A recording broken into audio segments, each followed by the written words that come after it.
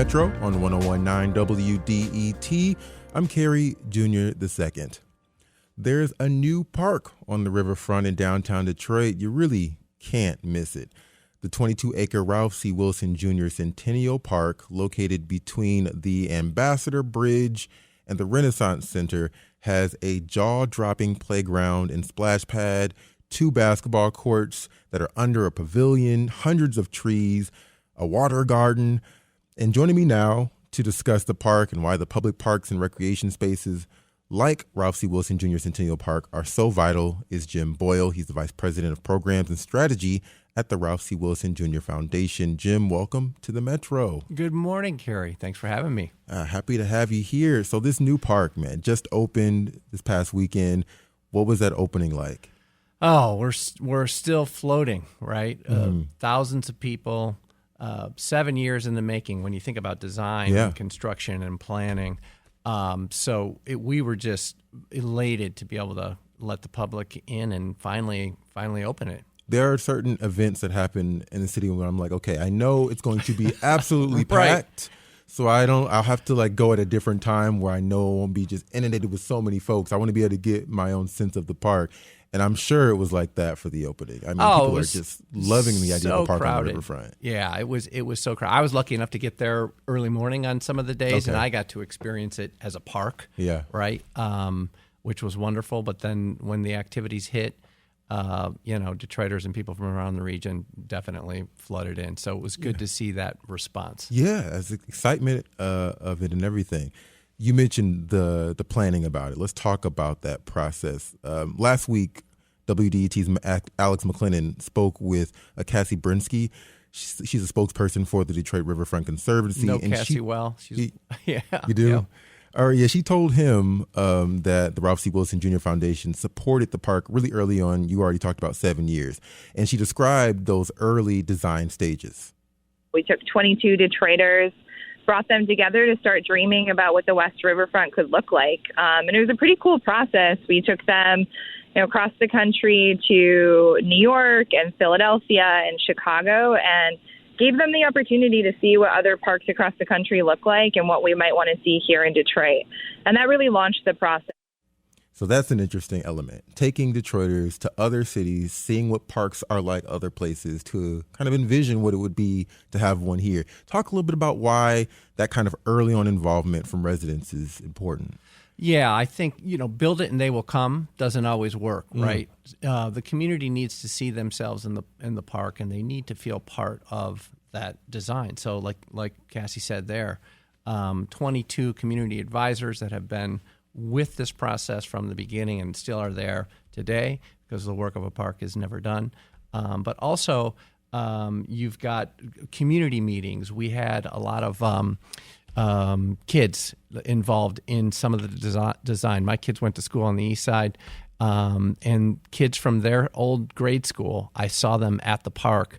They were in high school now, but some of them helped design some of the elements that are in the park itself. So for the community to be part of that design, for the design team to listen to what the community says, is only going to make that connection to the public space stronger, and you can feel that with this particular park. It's just everywhere. How do you get something like that done? Because I feel like with a lot of developments or projects, we talk about wanting to get the community involved. What made it so essential? And I guess, I don't know how effortful it was, what it took to really make sure that you had those voices. Did it take time to make sure you had a lot of different people at the table, to make sure you got voices from different generations? Yeah, absolutely. And you can't rush it, right? You have to, as a funder, I think everybody, the sexy thing is the park itself. And when that comes out, everybody loves the physical space itself. But the things that people don't see are the commitment to communities getting involved in that process, what goes into the design and the planning and the engineering of the thing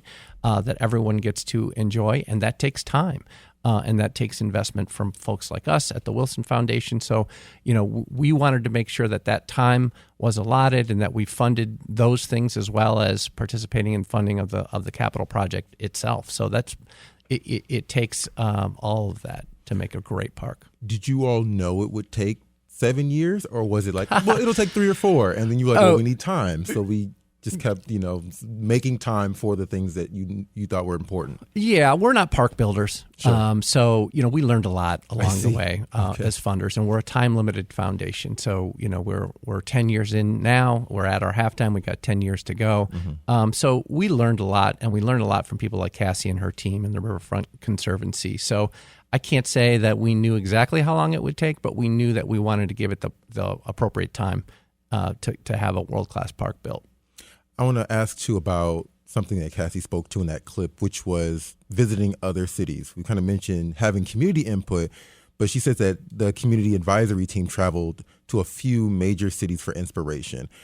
How does this park compare to similar ones in maybe other cities across the country? Yeah. So what's interesting is that Michael Van Valkenburg, who is really the preeminent designer, I think, in the country, if not the world, he's kind of the Olmsted of this century, and he was involved in designing this park, but he also designed Maggie Daley Park, Brooklyn Bridge Park. So you can see great design in all of those parks. They're all different because they sit in a different geography, and the community needs are different. I think what I love about that process is that you need to go and see what's possible. So you can really expand your imagination. And those visits, I think, did that for people. You don't know what you don't know until you can kind of see it. And you heard that time and time again from the community advisor group. Boy, I didn't think that we could have something like this element or that element in this park. It's really kind of shaped how the input went. Now, I imagine a project like this requires buy-in from a lot of partners. What role does a large project funder like the Ralph C. Wilson Jr. Foundation, in this case, play in getting everyone on the same page and supporting this long-term vision? Yeah, so we were the seed investment. Mr. Wilson, our founder, believed in active lifestyles and public space as a way to bring all sorts of people together. So it was a bullseye for us as a foundation. But as you said, it takes so many different partners. Public-private partnership, this is a bullseye for that as well, right? So you've got all of these different investors in the park itself, Delta Dental Play Garden, you've got the Huron-Clinton Metro Parks Water Garden, you've got the DTE Foundation Summit, this Overlook Hill for picnics and concerts, you've got the William Davidson Sport House, and on and on and on. Also involved in, I think, funding some of this is the EPA and the Army Corps engineers, DNR, and many, many, many more. So just that type of kind of funding stack to get something like this done. A park isn't built by one entity. And then you've got the Riverfront Conservancy itself, right? The staff capacity to kind of get it done, the project management, the coordination. So it takes so many different people to get a park like this done. We were just kind of the seed funder. You said bullseye, and so what I'm thinking is likening it to maybe a dream team that you were able to assemble for this. Team, right? That's the word. And I think Detroit has a great history of that kind of collaboration that goes all the way back to when the Riverfront Conservancy was begun. So we're just a part of that overall kind of landscape, and I think more to come with Joe Louis Greenway and other great greenways coming online. Yeah. You're listening to The Metro on 101.9 WDET. I'm Kerry Jr. II. We're talking about the new 22-acre park that just opened up on the riverfront downtown. My guest is Jim Boyle. He's the Vice President of Programs and Strategy at the Ralph C. Wilson Jr. Foundation. Okay, Jim, people listening might think, okay, another big park, but this park particularly is unique. What sets this one apart from kind of the other ones in Southeast Michigan? Well, what you're starting to see with this park is it sits within a larger system. And I think it's a jewel in and of itself. But what's exciting, I think, to us and the public is that that system is starting to emerge. So also open this weekend was a part of the riverfront in front of the river towers that now connects this park all the way to the east. The Southwest Greenway, which was opened about a year ago, I think, goes all the way up to Michigan Central Station. So I live on the east side. I can get on a bike. I can go around Belle Isle. I can go on the riverfront all the way 5 miles to this park and never get on a road. Yeah. So that connectivity, I think, is starting to become very dynamic and really add to people's quality of life. I remember some years ago spending time on Belle Isle, looking at the skyline of Detroit and being like, there are so many buildings and factories on the water. It would be really nice after having gone to other cities and seeing how they've treated the land next to their bodies of water. Like, it'd be really nice to have that accessible for the city and for residents to come down to.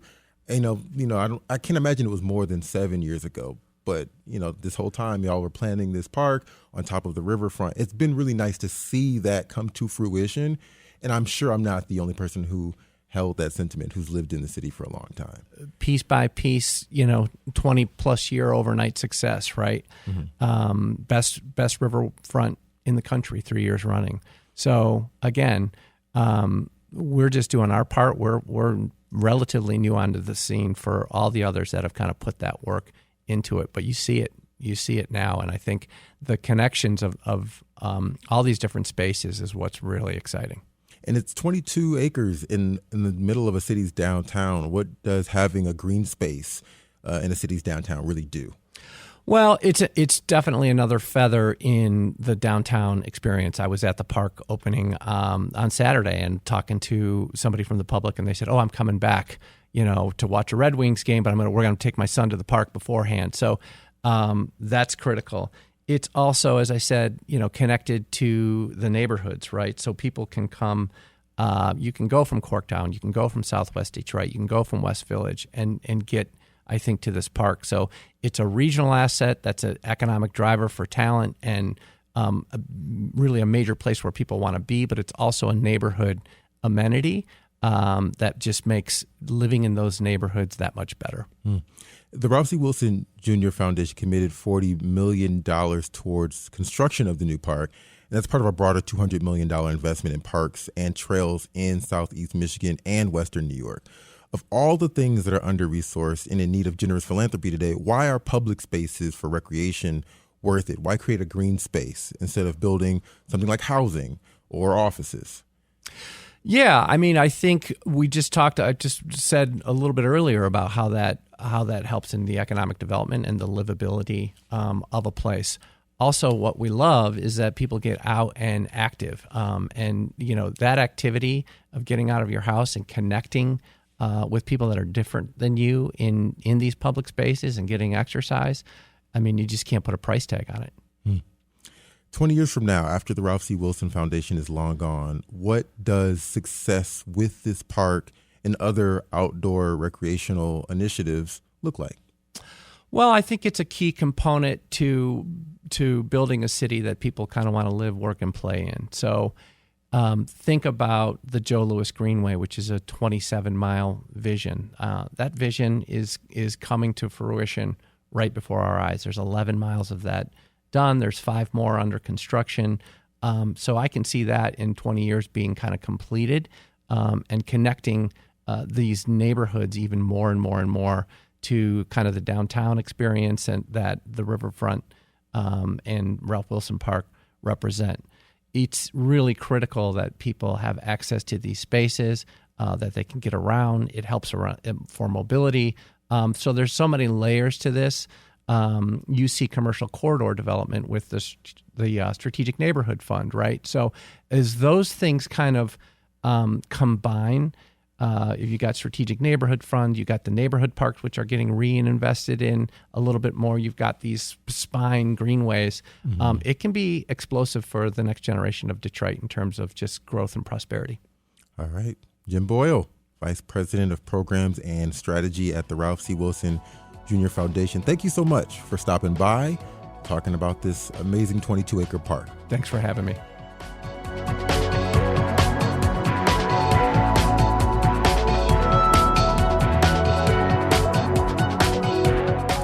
The Ralph C. Wilson Jr. Centennial Park, everyone, is now open on the riverfront. It's between the Renaissance Center and the Ambassador Bridge. That's going to do it for us here on the Metro. The show is hosted by Robin Vincent and me and Tia Graham. It's produced by Sam Corey, Jack Philbrandt, and our engineer is Nate Bender.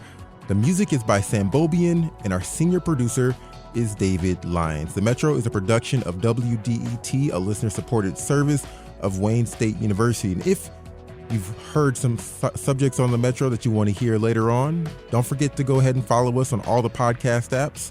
Apple Podcasts, Google Podcasts, the Metro is there as well. This is WDET-FM, Detroit Public Radio, your connection to news, music, and conversation. See you tomorrow.